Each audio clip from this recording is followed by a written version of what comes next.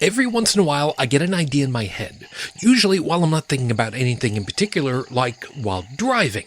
The worst part of these times are when I have to do a mental double take and go, whoa, wait, brain, what are you doing?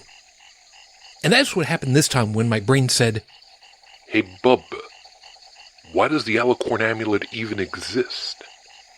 Wait, you mean the relic that the great and powerful Trixie used? I have no idea, truth be told. Wait, why? Seems a kind of weird item to have in Equestria, don't it? And now after thinking it over, I have a hunch that the power of the Alicorn Amulet wasn't all in its magical ability.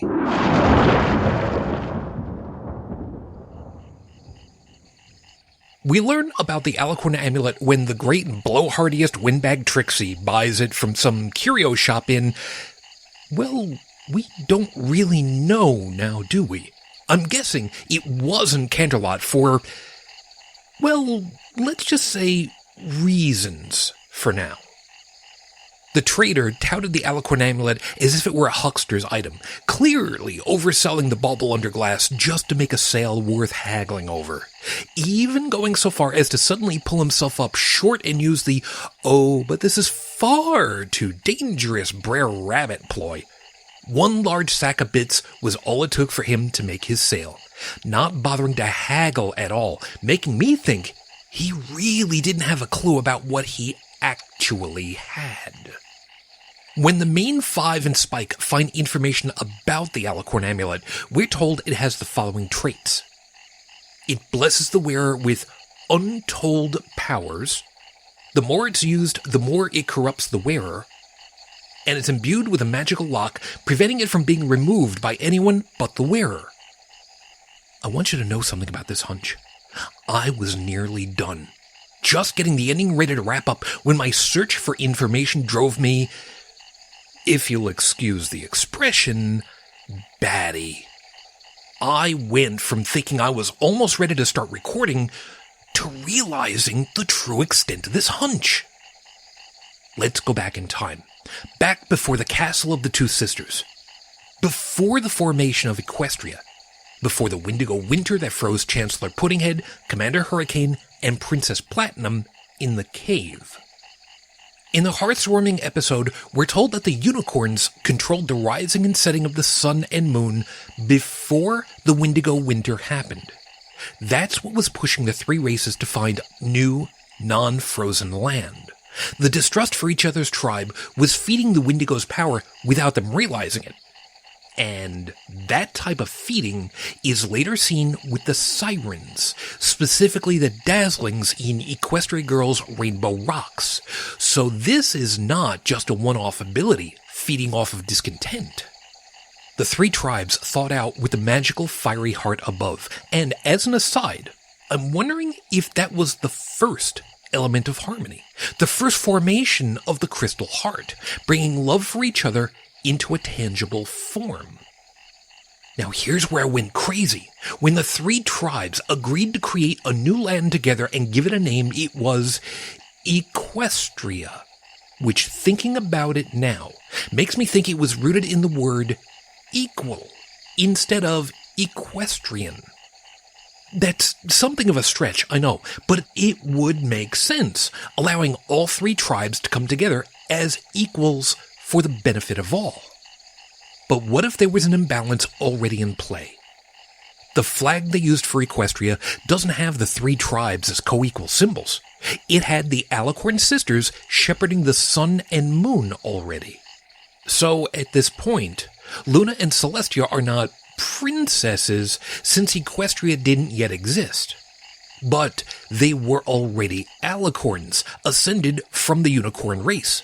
They were selected as the symbol of the newly formed alliance of all equines, given the titles of princess, allowing them to be separate from the rest of ponydom as the arbiters of law and peace, since they were literally the bringers of each new day. But What if there was still some distrust of the new kingdom's rulers?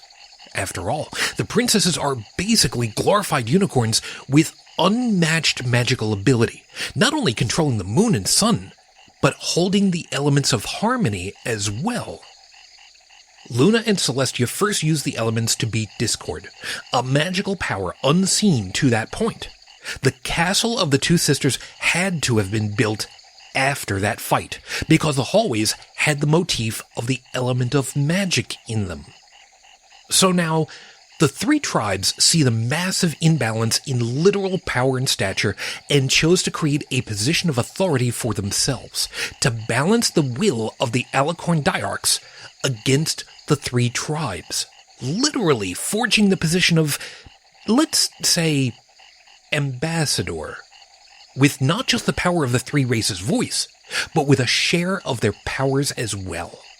Remember the amulet's abilities, granting untold powers. Let's say the diplomat would be specifically chosen from the Earth Ponies, since they're at the bottom of the magical pecking order and treated the worst by the other tribes.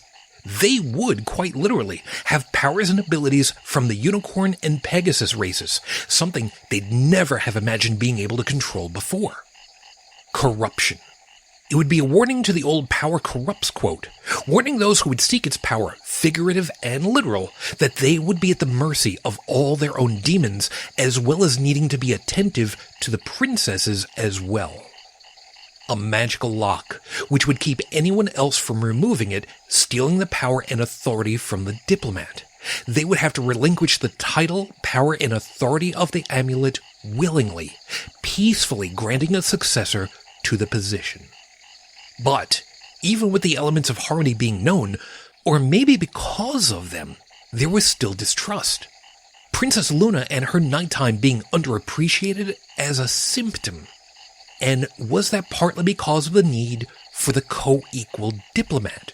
One who would be active only half a day, sharing time with the tribes and Celestia, and so much less time with Luna.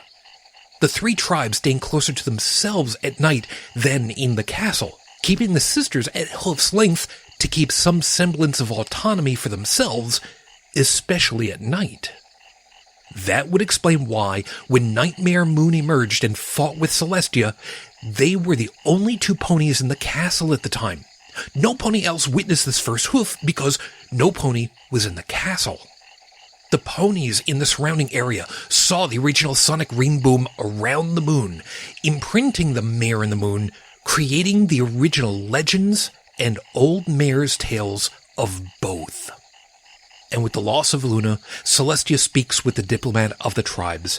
They agree to recreate Equestria in a more equal fashion. Only one Alicorn, Celestia, would remain. She would govern the day and night and mediate disputes between the tribes. She would allow the individual towns and cities to self-govern. She would forego the elements of harmony to limit her own power. Instead, she would help form a pan-tribe guard to protect the newly formed Equestria. And as a sign of new trust, the castle of the two sisters would be left behind, and a new castle would be built. Canterlot. A new city not too far away from the old castle, but now housing not only the literal seat of authority, but encompassing an entire city with protection and commerce for members of all three tribes. And with that agreement in place, the last owner of the Alicorn Amulet, satisfied that the combined guards and cities would be a strong enough check on Celestia, would have removed the amulet, but hidden it away, somewhere Celestia wouldn't be able to find, just in case it should ever be needed again. So some pony somewhere found this old relic, thought it looked pretty, and kept it, eventually selling it as a curio, passing it off as an otherwise worthless heirloom bauble for nearly 1,000 years, until it finally made its way to that shop that Trixie finds it in. And I still find it impossible to think it would be in Canterlot, almost literally under Celestia's nose, and she never took notice of it. And that's what took me so long to understand for this hunch. The Alicorn Amulet wasn't supposed to be used as a weapon as Trixie did. It was supposed to be, first and foremost, a symbol of unity and authority for all equestrians. She learned only enough about it to know how to find it, how to use its power for her own, but never understood its true purpose. Where is it now? We don't know. Hidden away again, and maybe it's better that way. After all, imagine if Trixie had set her sights higher and gone after the princesses instead. If you have an idea you'd like me to investigate, please let me know, and I'll see what I can do about them. Because, as you know, I'll likely have some hunch about that as well. As always, until next time, safe travels every pony. I wish you well.